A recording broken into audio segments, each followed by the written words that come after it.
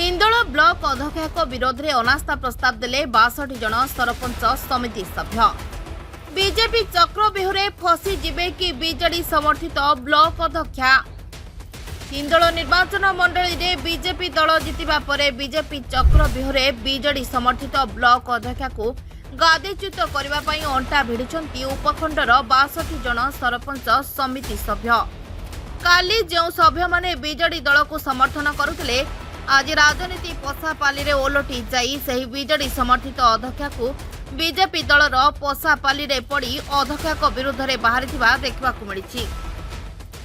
ढेंकानाल जिलार हिंदोल निर्वाचन मंडली अनास्था Pi base दुर्नाम साउंटुथिबा बेले पुणी आसीछि एक अनास्था प्रस्ताव जहाँकि सारा राज्य रे करिछि चांचल्य।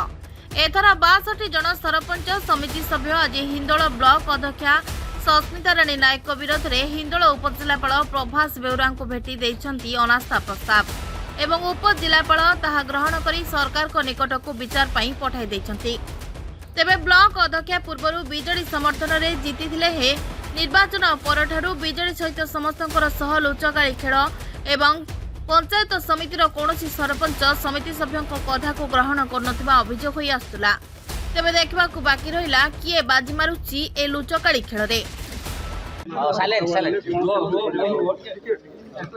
आज आम हिंदोल पंचायत समितिर समस्त सरपंच एमपीएस अन्य 60 ऊर्ध्व एकत्रित हो बैठक में आम आलोचना करी आम आज हिंदोल चेयरमैन विरुद्ध में अनास्था प्रस्ताव आगत कर उपजिलापाल पाखे आम आम लिखित दाबीपत्र देचु कागज सबमिट करूँ जरूरी बैठक कागज देचु एवं समस्त आम समिति सभ्य संघर सभापति ऋतु साहू होउचंदी समर्थक मुझे प्रस्तावक यही हिसाब रे ए विचार नहीं कि आम आसीचु मनमुखी कार्यक्रम एवं लोकों को अवहेला करने जो समस्त अतिष्ठ होई आम समस्त आज मिलित भाव में अभियोग देचु।